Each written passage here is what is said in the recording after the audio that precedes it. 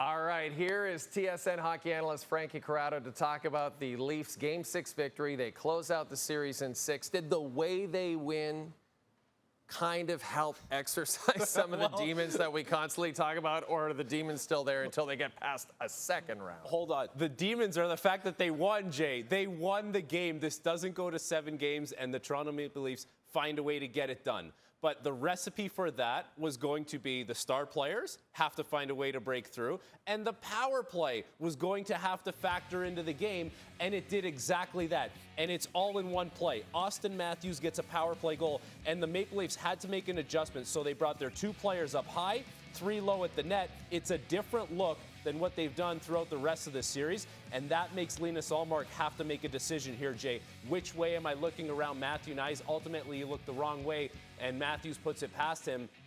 And then early in the second period, William Nylander, another star player, gets off to a good start in that period, scores a goal, and then you mix in a little bit of this. A shot block when you really need it, when Ottawa is pushing to put the game away. Like, that is the recipe for this team to get this done at this point. You get your skill, you get your grit. You always talk about things potentially looking different. Well, in a series-clinching game, the star players led the way, the power play scored, and a little bit of that grit that you brought in at the trade deadline, that pays off, and you get a big win, and you're off to round 2. And I was so impressed with the way Craig Berube not only handled his players, but handled the media throughout, even after Game 5, when there was so much doom and gloom around Toronto, and he was so calm. How much credit does Berube deserve for this series win? Listen, he deserves a lot of credit right from the start of the season all the way through to Game 6 against the Ottawa Senators. Like, everything he's done has led to this moment. You need to win a playoff round.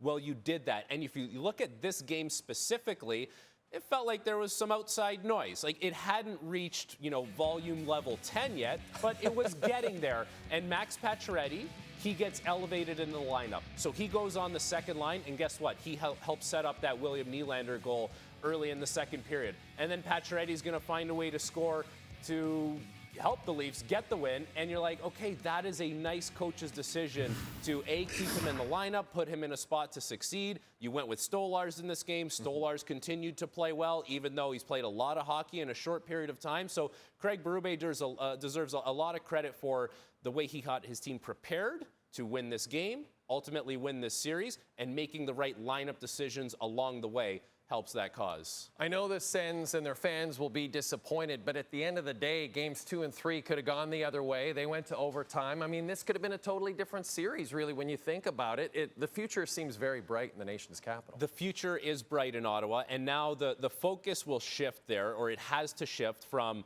what is going to get us into the playoffs, and then what is going to make us a winner, and how are we going to compete with the Florida Panthers of the world or the Vegas Golden Knights of the world. And they'll have those conversations, but they have a lot of nice pieces in place now. And you saw Timmy Stützle. Like, he was great in this one game, but that is a guy who is among one of the best forwards in the National Hockey League. You have your goaltender now. We just talked about Craig Berube and how much credit he deserves with the Toronto Maple Leafs. How about Travis Green? Absolutely. Like, that is a guy who deserves to be recognized in the Coach of the Year conversation for what he did with this group that didn't change a lot. Like, the core group are the guys. It's Brady, it's Tim, it's Sanderson, it's Shabbat.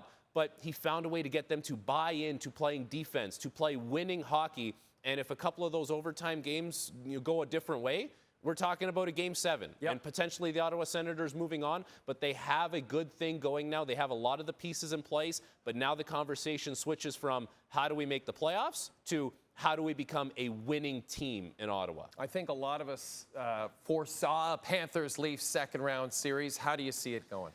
It's going to be a challenge for Toronto because, this is where, the metal meets the road for Toronto. You're playing a Florida team that can play better. Like, they can get more out of some of their top guys than what they got in that Tampa series, and they are going to grind you down at every possible moment. They're going to play great defensive hockey. They still have a goaltender who can steal things. So nothing has really changed on that front.